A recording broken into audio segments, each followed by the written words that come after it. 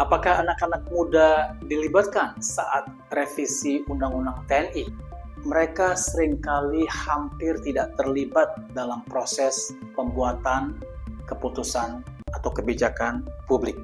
Titik krusial adalah pada aspek pelibatan anak-anak muda dalam pengambilan keputusan strategis negara.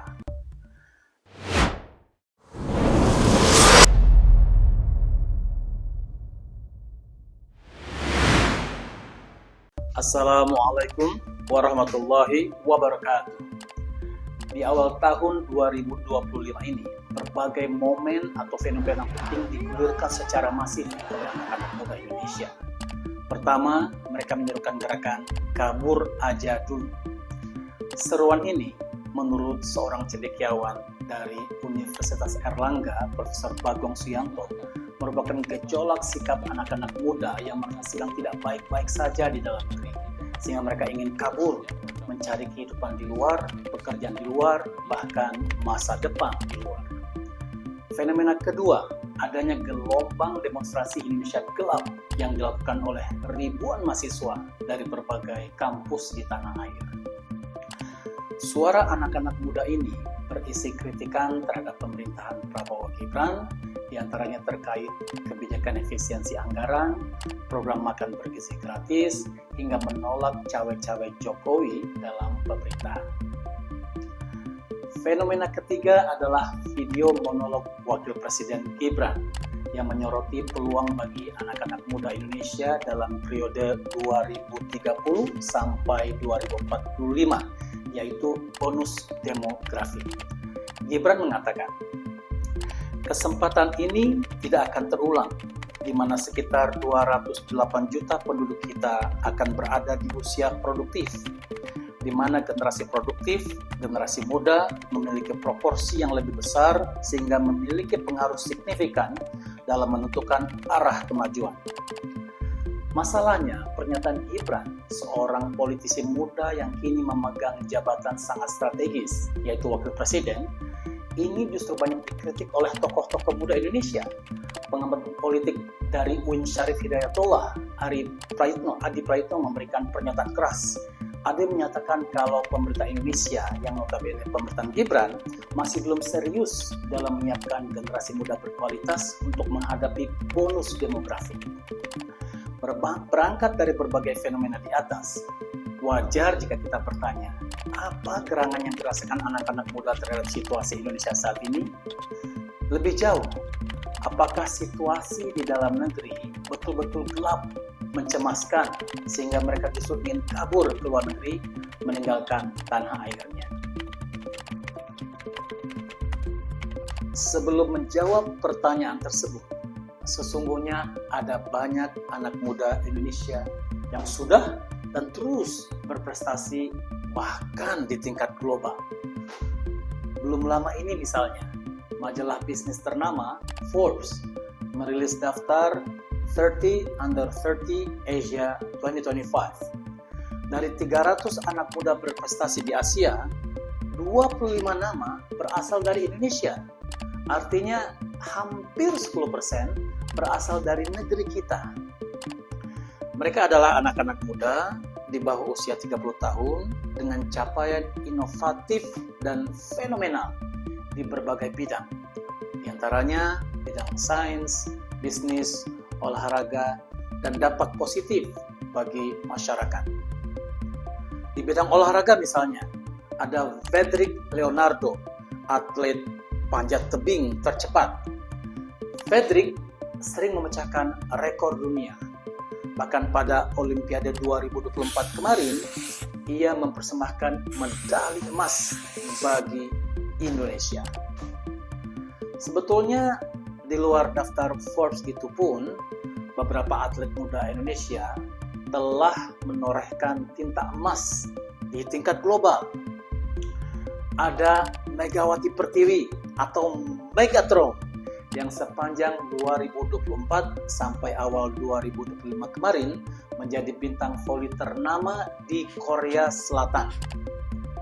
Bahkan pada Februari 2025 Megawati dinobatkan sebagai pemain voli terbaik dunia tahun 2005 versi Volleybox.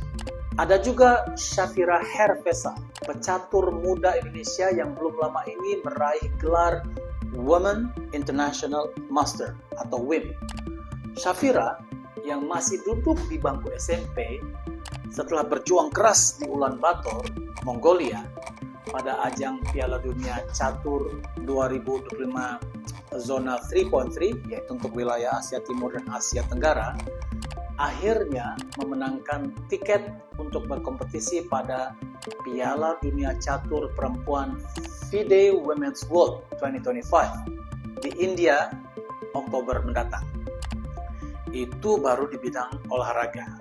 Bidang lain, misalnya sains, para pelajar, mahasiswa, anak-anak muda Indonesia kerap menjuarai berbagai olimpiade internasional. Di bidang startup atau usaha rintisan, mereka membangun platform pendidikan, aplikasi donasi, dan bisnis yang berdampak ke jutaan orang. Salah satu contoh di dunia bisnis, ada pasangan suami istri yang masih muda, sudah sukses mendunia dengan produk berlabel Uma Baby.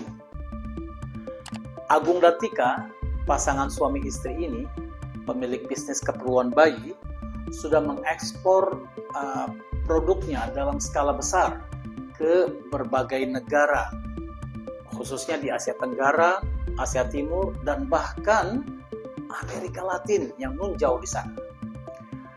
Sepanjang tahun 2024 saja, kuantitas ekspor Agung dan Tika mencapai 100.000 produk. Bayangkan. Last but not least, dalam konteks Indonesia sebagai negara dengan penduduk mayoritas Muslim, seorang ulama muda asal Riau bernama Ariful Bahri telah menjadi pengisi kajian tetap di Masjid An-Nabawi di Madinah dengan jamaah-jamaah penyimak dari Indonesia tentu saja, bahkan Malaysia dan Brunei Darussalam. Ustadz Ariful Bahri meraih gelar doktor bidang akidah dari Universitas Islam Madinah. Kembali ke pertanyaan awal. Apa yang dirasakan anak-anak muda Indonesia? Apakah situasi di dalam negeri betul-betul mencemaskan sehingga mereka justru ingin kabur ke luar negeri? Bukankah sebagian anak muda tetap berprestasi bahkan di tingkat global? Saya melihat titik krusial adalah pada aspek pelibatan anak-anak muda dalam pengambilan keputusan strategis negara. Dengan kata lain, apakah mereka sudah dilibatkan dalam pengambilan keputusan di pemerintahan atau hanya diberi panggung simbolik? Besar kemungkinan anak-anak muda Indonesia tidak banyak dilibatkan, sehingga akhirnya banyak yang terpaksa bersuara lantang. Fenomena ini sebetulnya bukanlah eksklusif hanya terjadi di Indonesia.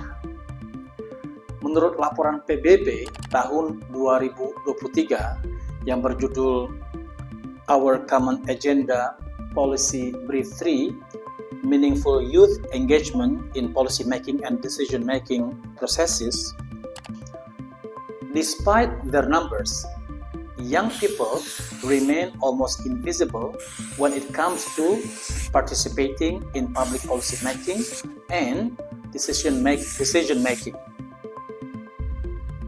Lanjut, this is evident at the national level, where mechanisms such as youth parliaments or youth councils struggle to make an impact on decisions.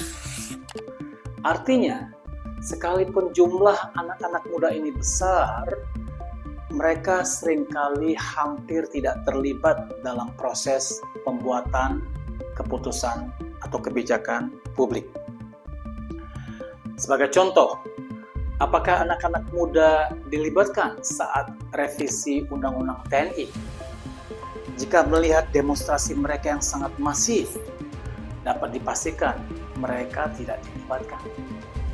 Padahal mereka pasti telah belajar dari sejarah, khususnya terkait Orde Baru, di mana kekuasaan militer yang berlebihan pada saat itu menjadi permasalahan kebebasan berekspresi bagi kehidupan kampus. Ingat, Deklarasi Universal Hak Asasi Manusia khususnya pasal 19 menegaskan bahwa everyone has the right to freedom of opinion and expression. Contoh lain ya, belakangan cukup marak protes dari ratusan guru besar dan dokter dari berbagai kampus terhadap sejumlah kebijakan Menteri Kesehatan Budi Gunadi Sadikin. Hebatnya, anak-anak muda pun turut bersuara kritis. Ketua BEM Ikatan Keluarga Mahasiswa FKUI 2025, misalnya Muhammad Thorik, bersuara lantang. Dia katakan, yang dipertaruhkan masa depan kami dan masa depan pasien kami. Seharusnya ada partisipasi bermakna dari institusi pendidikan, organisasi profesi, di setiap penyusunan kebijakan nasional. Kita butuh kolaborasi yang sehat, bukan dominasi sepihak. Suara di atas sangat sejalan dengan laporan PBB yang saya sampaikan tadi. Lebih jauh, masyarakat bahkan bisa mempertanyakan apakah proses pengambilan keputusan atau kebijakan Menkes Budi ini sudah melewati tahapan yang komprehensif, berbasis data, bukti, dan bahkan riset. Dua hal di atas hanyalah sedikit contoh terkait kebijakan strategis yang berdampak langsung maupun tidak langsung kepada anak muda. Tentu ada banyak contoh lain seperti perubahan kurikulum pendidikan yang berdampak langsung terhadap kualitas pendidikan bagi anak-anak muda atau generasi muda. Contoh lain, pemotongan anggaran belanja negara yang berdampak terhadap pemasukan anak-anak muda dan orang tuanya. Dan bahkan makan bergizi gratis yang belakangan ini mulai menunjukkan masalah. Di Indonesia, sebagian anak muda sudah eksis, bahkan menjadi pemimpin di dunia bisnis dan pemerintahannya. Pertanyaannya, apakah mereka sudah cukup berpengaruh? Kasus Wapres Gibran yang pernyataannya justru sering dikritik dan kontroversial malah menjadi anomali. Padahal, jika kita berkaca pada sejarah peradaban Islam, anak-anak muda justru mendapatkan kepercayaan untuk misi-misi besar. Pertama, Ali bin Abi Thalib misalnya, khalifah keempat atau terakhir dari kekhalifahan Rashidin. Saat masih berusia muda, sudah dipercaya oleh Nabi Muhammad SAW untuk tugas-tugas strategis. Ali dikenal karena kecerdasannya, keberaniannya, dan kepemimpinannya.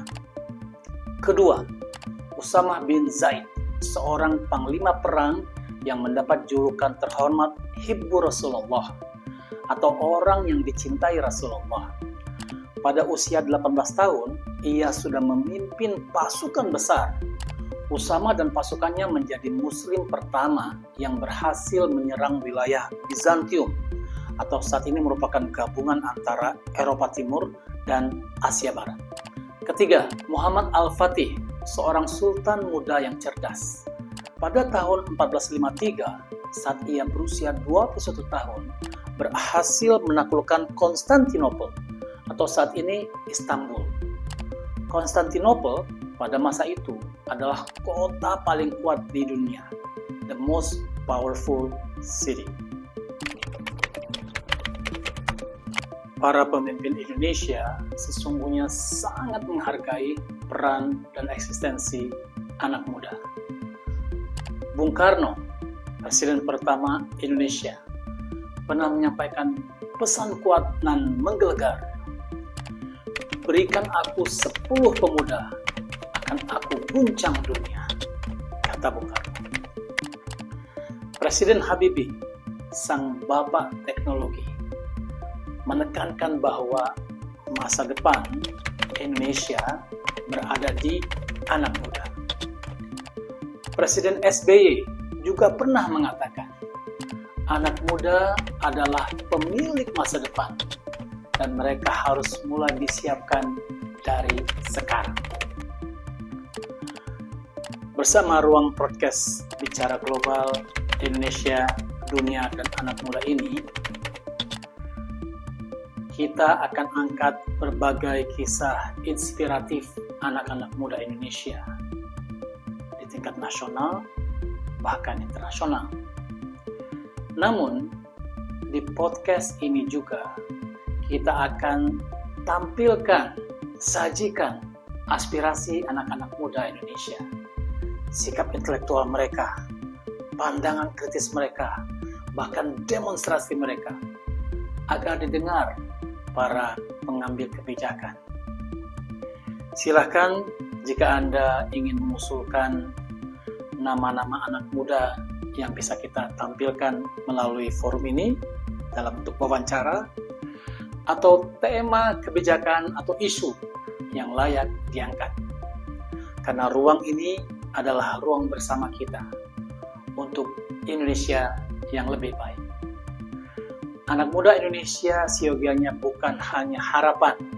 Mereka adalah penggerak bangsa, bukan hanya nanti, tapi hari ini. Sampai jumpa di kesempatan berikutnya. Wassalamualaikum warahmatullahi wabarakatuh.